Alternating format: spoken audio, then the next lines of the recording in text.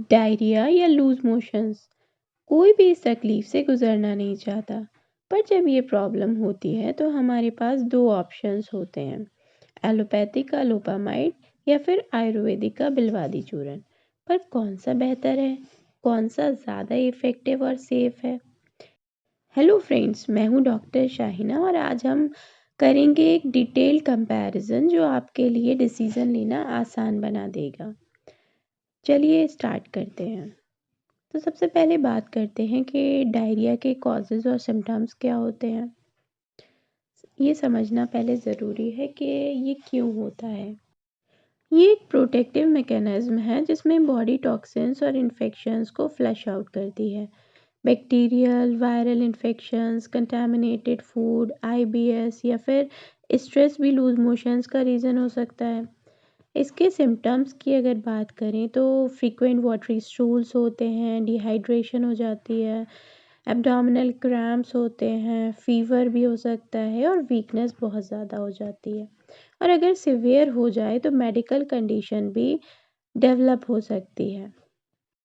लोपामाइड एक एलोपैथिक दवा है जिसे लोप्रामाइड भी कहते हैं। एक सिंथेटिक ओपियोइड रिसेप्टर एगोनिस्ट है। ये गट की मोटालिटी को स्लो डाउन करता है जिससे लूज मोशंस कंट्रोल हो जाते हैं। बेसिकली ये इंटेस्टाइन के मसल मूवमेंट्स को स्लो कर देता है जिससे स्टूल ज़्यादा थिक हो जाता है।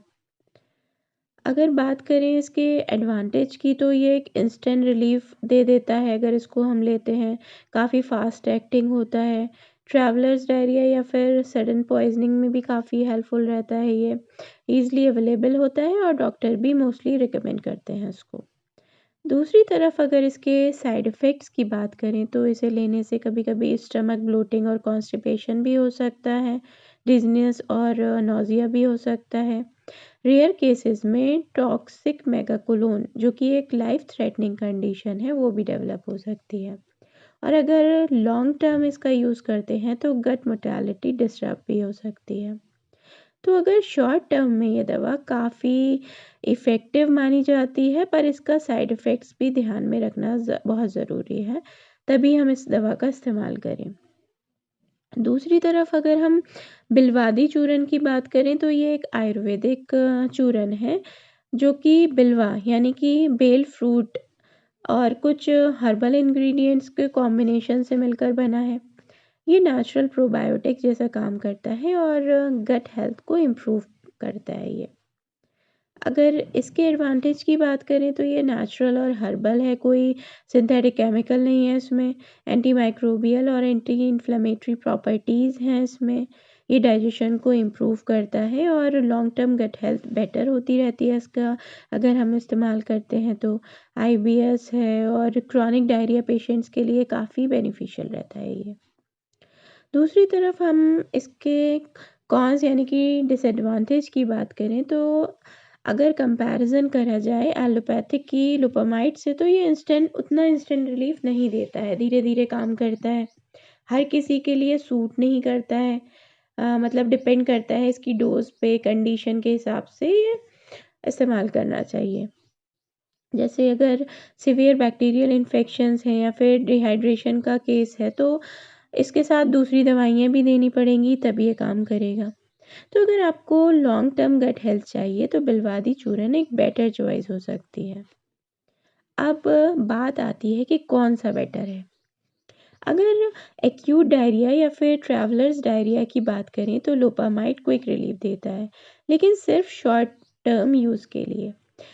पर अगर आपको एक नेचुरल लॉन्ग टर्म सॉल्यूशन चाहिए जो आपके गट हेल्थ को बैलेंस करे तो बिल्वादी चूर्ण बेटर ऑप्शन है।